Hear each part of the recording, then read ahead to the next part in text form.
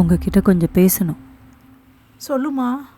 தயவு செஞ்சு இந்த மாதிரி வீட்டை விட்டு மட்டும் போகாதீங்க. எனக்கு அவ்வளோ கஷ்டமாக இருந்துச்சு. பிறந்த வீட்டிலேருந்து புகுந்த வீட்டுக்கு வர எல்லாருக்கும் ஏதோ நடுக்காட்டில் தனியாக விட்ட மாதிரி ஒரு ஃபீல் இருக்கும்.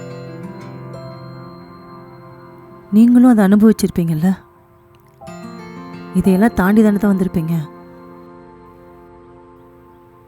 நான் உங்ககிட்ட கோவப்படாமல் வேற யார்கிட்ட கோவப்பட முடியும்?